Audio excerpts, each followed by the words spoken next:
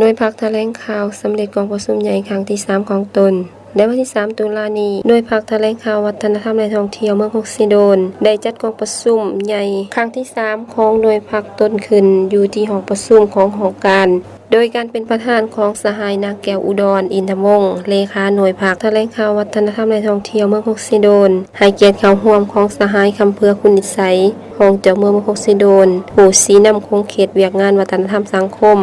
สหายสุทธพรบุญทแสงคณะจัดตั้งเมืองมีบรรดาแขกที่ถึกเชิญหน่วยพักอ้อมข้างพร้อมด้วยสมาชิกพักสมบูรณ์ซ้ำห้องของหน่วยแถลงข่าวเขาห่วมในที่ประชุมสหายนางแก้วอุดรอินทวงศ์เลขาหน่วยพักแถลงข่าวได้ขึ้นผ่านรายงานการเมืองและผ่านทิศทางแผนการเคลื่อนไหวของหน่วยพักซึ่งสหายได้ให้ฮู้ว่าหน่วยพักแถลงข่าววัฒนธรรมและท่องเที่ยวเป็นหน่วยพักหนึ่งที่ขึ้นกับคณะพักขันเทิงภายในหน่วยพักแม้นมี2หอการที่ร่วมดำเนินชีวิตการเมืองคือหอการแห่งงานสวัสดิการและสังคมหอการแถลงข่าววัฒนธรรมและท่องเที่ยวมีคณะหน่วยพัก1สหายมีสมาชิกพักทั้งหมด6สหายยิ่ง2สหายผ่านมาคณะหน่วยพักและสมาชิกพักภายในหน่วยได้มีทักษณะลักมันการเมืองมีความรู้เสื่อมซึมต่อแนวทางนโยบายของพรรคระเบียบกฎหมายของรัฐได้เป็นอย่างดีแก้ไขปรากฏการณ์ย่อท้อต่างๆนับมือนับถอยลงเทละก้าวจากนั้นที่กองประชุม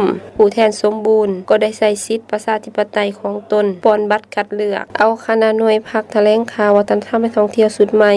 ซึ่งมีผู้สมัครรับเลือกตั้งจำนวน3สหายและเลือกเอา2สหายเป็นคณะพรรคสุดใหม่จากการปอนบัตรคัดเลือกและผลของกองประชุมใหญ่ครั้งปฐมฤกษ์ได้ตกลงเห็นดีเลือกเอาสหายบัวพันธ์ไสยวงศ์เป็นเลขาหน่วยพรรคสหายบุญเฮียงเป็นรองเลขาหน่วยพรรคพร้อมทั้งเป็นประธานกฎกาในโอกาสสำคัญดังกล่าวที่ประชุมยังได้รับฟังการโอลมจากสหายคำเพื่อคุณนิสัยซึ่งก่อนอื่นสหายได้กล่าวย่องย่อ